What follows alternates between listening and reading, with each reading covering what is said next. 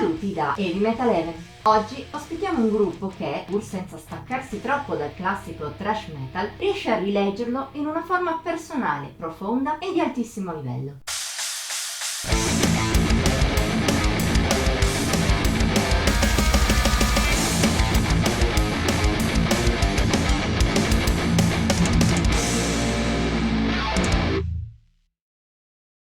Seppur non in un grandissimo stato di forma, il thrash metal è un genere ancora vitale. Da un lato è vero che molte vecchie glorie e buona parte del movimento revival degli ultimi decenni non riescono a dire nulla che non sia stato già detto nell'epoca d'oro del genere. Ma dall'altro ci sono altri nomi storici e altri gruppi recenti in grado di dare ancora qualcosa di proprio, di personale al genere. E a quest'ultima categoria appartengono gli Hazard, almeno a giudicare dal loro The Third Dimension.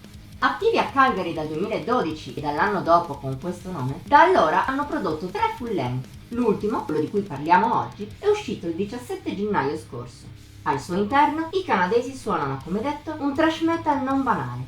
Niente di rivoluzionario, sia chiaro. La base da cui partono è quella più classica e guarda spesso anche alle origini spirito del genere. Tuttavia, gli Hazard riescono a dare un tocco personale anche ai pezzi più aderenti ai canoni del genere. Ma più spesso, in The Third Dimension, mostrano un lato più profondo rispetto alla media del thrash, merito soprattutto del forte lato melodico. A tratti la musica dei canadesi sembra guardare al melodeath tradizionale, ma con un suono più anni 80. Anche per questo non disturba granché la carica dei riff, valorizzati anzi da un'ottima registrazione. È un'importante integrazione che rende la musica del gruppo intensa anche a livello emotivo, oltre un elemento di personalità per gli Hazard. E non è neppure l'unico. Tra strutture non banali che a tratti portano la musica verso lidi più calmi, influssi heavy classico e altro ancora, la musica di The Third Dimension brilla molto. Completa il quadro la voce di Dylan Westendorf, anche alla batteria. Di norma è abrasiva, ma si rivela anche versatile a sufficienza per adattarsi alla musica variegata dei canadesi. Se poi a tutti questi punti di forza uniamo anche capacità di songwriting notevoli che sanno valorizzare bene ogni elemento e non cadono mai troppo nel cliché, il risultato è davvero di spessore assoluto. Lo si può sentire in picchi come Plagueis, in pratica uno showdown di tutte le capacità degli Hazard. Mostrano sia il loro lato melodico che quello più duro, in un dualismo sempre ben studiato, con in mezzo anche influssi thrash and roll. Fa persino meglio, seppur di poco, a Fell Omen. Strumentale lunga oltre 9 minuti, ricorda quelle degli anni d'oro, non solo per caratteristiche, ma anche per qualità. Tra passaggi più lenti, calmi che ricordano i Metallica, intensi e quelli più veloci che invece svariano con gran gusto tra melodie, assoli quasi power e ritmiche taglienti, ne risulta un affresco davvero superbo.